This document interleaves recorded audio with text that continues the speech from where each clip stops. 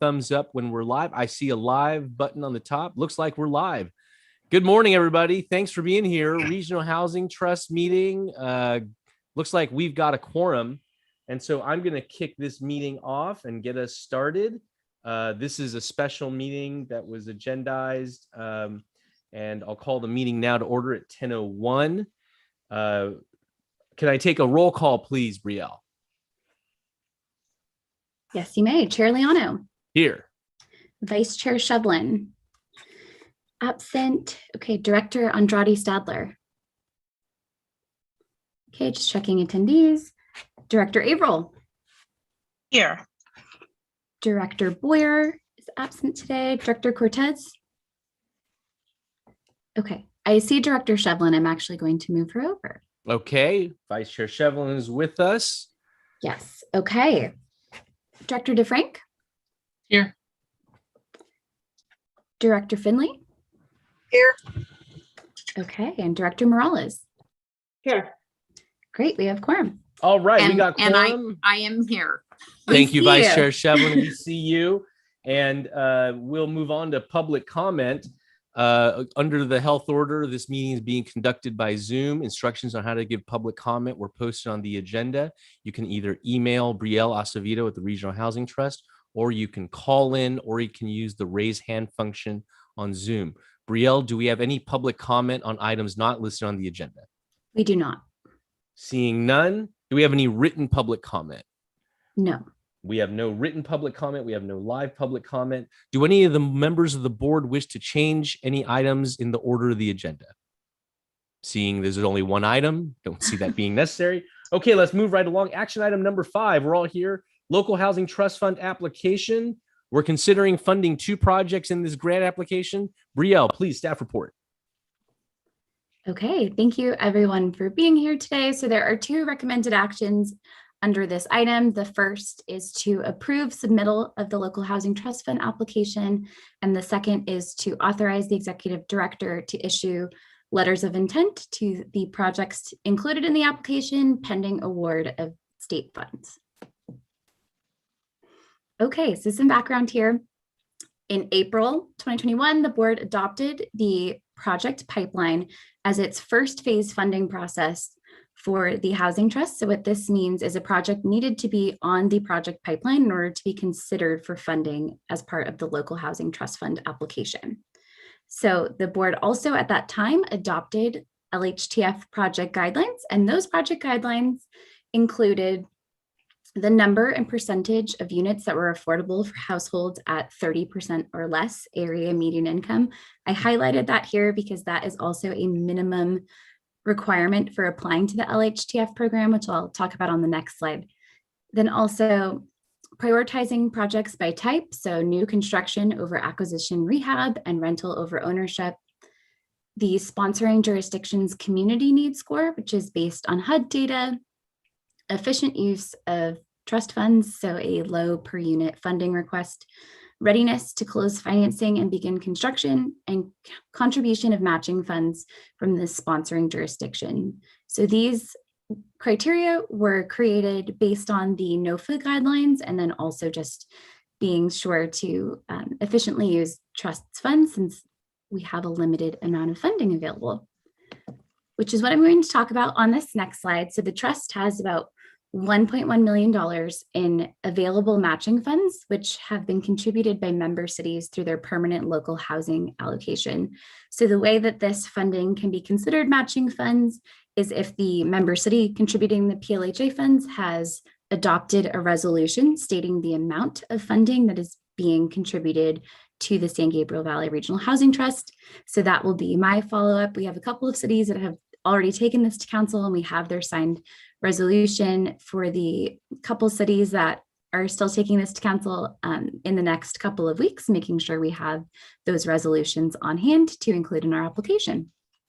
And as I mentioned on the last slide, at least 30% of the units that are funded by the Local Housing Trust Fund must be at 30% AMI or less. This is a minimum application threshold. I am promoting Director Andrade Stadler to panelist. Okay, Readiness was also weighted highly to ensure that projects that were included in this application round did not miss an opportunity to be funded.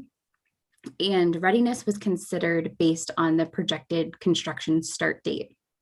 I also wanted to clarify that in order for land or for member city funds to count as matching funds, they had to be transferred to the trust. So either a deed for the land or the funds had to be transferred to the trust's account or secured under a legally binding commitment. So this did end up being a little bit more difficult.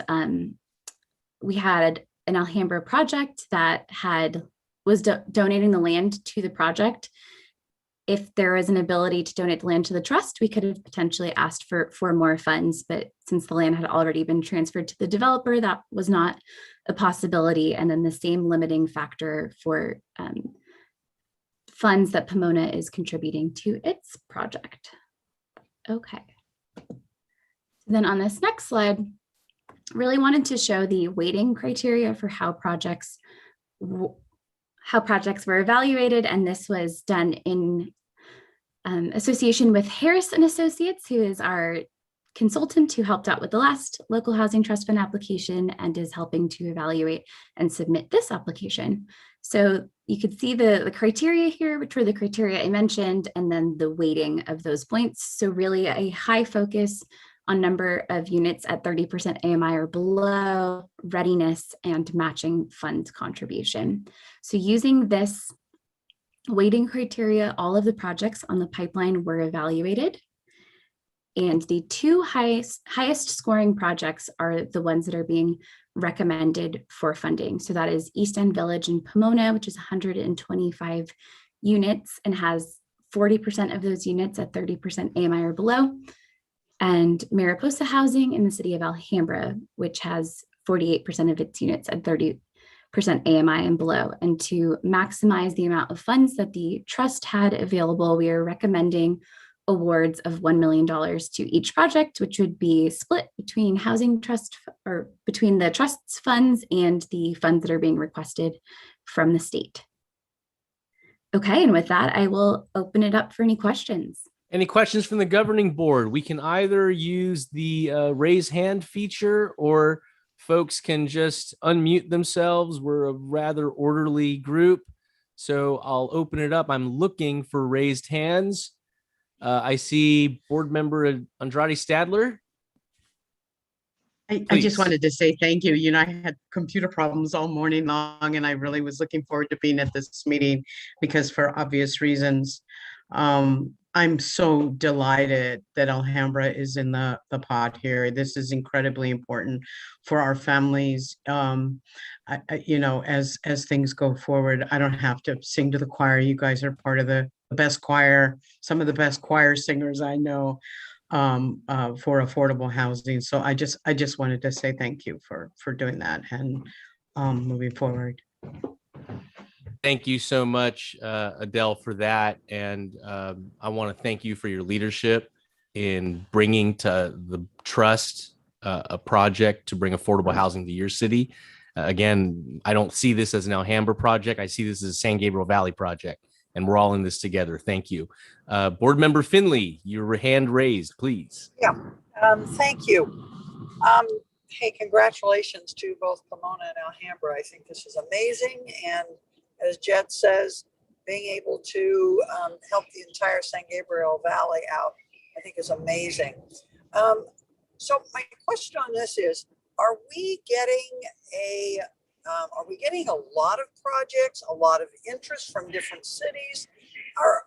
Is this, I mean, it just sounds like there's just a whole lot that we would like to see come forward, but you know, I'm seeing two here, and maybe this is something that Brielle can answer.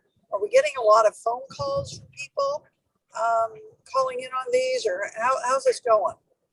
Yeah, it's a great question. So there are 18 projects on our pipeline, which total over 1,000 units. So and they vary across cities. So definitely a lot of interest in multiple cities in the San Gabriel Valley, and really want to just highlight that The limiting factors here have been the amount of funds that the trust has available to award. And then also, since doubling those funds through the local housing trust fund program is our best way to maximize our available funding, the ability to award funds to projects has been limited by the NOFA guidelines for the LHTF program. So really that very high focus on 30% AMI units has really helped make the decision about what projects could be included in this upcoming application. So if the trust is able to secure additional funds, which we are most definitely working on, we already have a list of projects identified. We know a lot of information about when they'd be ready to start construction to be able to support additional projects outside of the local housing trust fund program. Wow. Well, you know what? I'm sure that my colleagues in other cities can go ahead and say the same thing. There's no one thing that has higher visibility right now than housing for people. And I mean, it's things like if there's a fire in the riverbed, housing. How come you guys aren't doing more? If there are more people on the street, housing, got to do housing. So I'm so pleased to see this moving forward like this, and I appreciate the hard work that you all are putting into it. So, keep up the great work, and hopefully pretty soon more you have something to just throw in there. Great. Thank you so much, Director Finley. I see Benita DeFrank, your hand is raised, please. Thank you. First, I just want to thank the trust for considering the Pomona project. This is a project that's being brought to us by Cesar Chavez Foundation in partnership with East Valley Community Health Clinic and Tri-City Mental Health. So it's going to be a service partnership, which is really nice to see. And the city is putting project-based vouchers. The Housing Authority, Pomona Housing Authority, is putting project-based house vouchers into this project to be able to not only for the affordability, but to help us with our waiting list to be able to move people into Pomona properties. So this is one of two projects that are on our horizon. And again, we really thank the trust for the consideration because this is going to be 125 units. We have a high burden in Pomona for our RENA numbers. So every little bit helps. So again, thank you for the consideration. Thank you so much, Mr. Frank. I'm looking for raised hands. I'm trying to scope the boxes. If there are no other raised hands, or if that function is not working, please feel free to just unmute yourself and jump in. No one's feelings will be hurt. I'm looking. I don't see any other raised hands. So we'll take it to public comment. Since this is an action item. Brielle, do we have any public comment on this item, either in writing or using the Zoom call-in or raise hand features? I did not receive any written public comment. I also do not see any raised hands.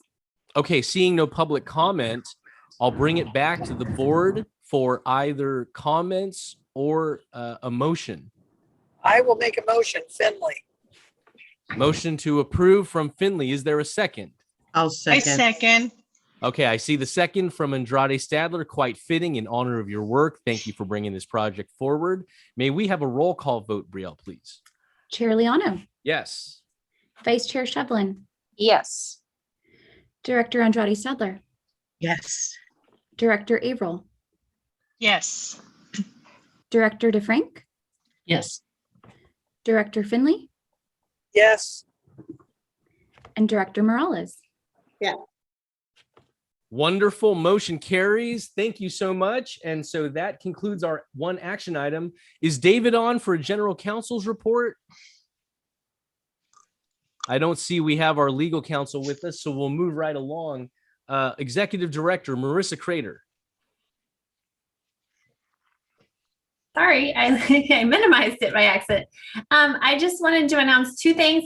I want to thank everybody's help in scheduling our presentations to all of your city councils. I will say having the option to attend meetings virtually is super helpful for us to get a lot of them done on the same day. I know, as we said, Jed was in La Cañada, Flint Ridge, and Diamond Bar within 30 minutes of each other, which could never happen in real life. I just want to give you a list. These are the cities that we presented on. I want to thank Jed and Becky for doing such an awesome job presenting. And we have some upcoming ones you can see. If you need the date for your city, if you weren't aware of it, let me or Brianna know. We can give it to you.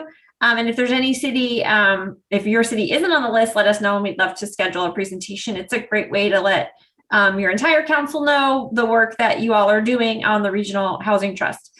And then the other update I had is that I want to give Brielle a huge shout out. On Thursday night, we had our town hall meeting in the city of Baldwin Park for our, I forget what they call it, but our pallet shelter homeless housing program. And it went really well. I was so happy. We had, a few questions, but it didn't get wild. And I think that people were generally supportive. We had a question, how can I help? Which I was like, that is great. And then on Saturday, there was site tours. And again, I think generally people were supportive. There were concerns, but that's all stuff that we're working on. So I think that's really great that it went as well as we had hoped. And there's another site tour tomorrow from 4 to 7. And we're hopeful that the project is approved by the city council. I think July 7th is the date. So please send positive thoughts that day. But I just want to acknowledge Brielle for all her hard work on that, and looking forward to success in the city of Baldwin Park. Thank you very much, Marissa. I'll move right along. It looks like all we've got left is the chair's report. So I'll just close by just a few items. Piggybacking off Marissa's comment about the presentations to our member cities. First of all, I just want to thank Vice Chair Shevlin for helping get the word out on what's happening. And I just want to report back, these presentations have been really positive. I feel like it's really important to let our member cities know, what is the value add? What are we accomplishing? What are we working on? There's one thing that has come back to me that I think is really important. And this goes back to what Brielle heard the other night. I have been asked offline by people who are either council members or just community advocates at the council meetings where I'm presenting. People are asking, how can I help? And I think we got to have some menu of options for people who are either elected or not elected in some way to help with our work. So if we can look into that, I think that'd be really great. Overall, I just want to report that the reception has been extremely positive. Clearly, our member cities are all in with our work. It's also not lost on folks. One of the things I've heard is we got a big pipeline asking for $70 million. And where's it going to come from? And how are we going to get that done? And that's, I think, the top concern I've been hearing from member cities, that we've identified excellent projects. And how do we help make that happen? Clearly, financially, it's that's the gap. The last thing I just want to say is thank you to Harrison Associates for your work in helping us identify the projects that are scoring strong on the LHTF. I did have a conversation with Vice Chair Shevlin. One thing that I think that we should note is that so long as we're trying to leverage our dollars in a match system, we are likely going to have the best chance of success at funding specifically the LHTF criteria projects. And I would like us at some point to get to another level where we're able to fund other things, not just that which qualifies on the LHTF. Those are great projects and we got to fund them. But we got a lot of other opportunities on our pipeline that I hope someday we can find some unrestricted funds that can get us funded top to bottom on that meet different criteria. But all in all, an outstanding effort. And finally, the biggest thank you to Pomona and Alhambra for being players at the table and bringing solutions. And I'm so proud to be able to help be a part of these projects. So that's all I've got for Chair's Report. My last thank you to all of our members. Anytime we've needed a special meeting, everyone has shown up. I think we've only had like one absence, and that's because it's Gary Boyer's wife and they're at Disneyland. So, happy birthday to Gary's wife. But to everyone else, thank you for being so available anytime we've had an emergency meeting necessary. And I've got a raised hand from our executive director. Take it away, Marissa. And just one other thing, I don't know if it's official, but we are hoping to have very good news today when the state budget is passed. So we will send out an email, but we received really positive indication on Thursday that we are hopeful to get an earmark. So please look for my email from Brielle on that. We are hoping to hear definite word today. All right. And with that, hopefully good news, productive meeting, good news all around. My last thing, when's our next meeting, Brielle? Do we have that on the books yet? We don't. That's a great point. It should be the first week in August, but I will make sure to get that calendared so everyone has it. Okay, everybody. If I don't see you until then or later, please be safe this upcoming holiday. And thank you again to everyone for making this happen. This meeting is adjourned.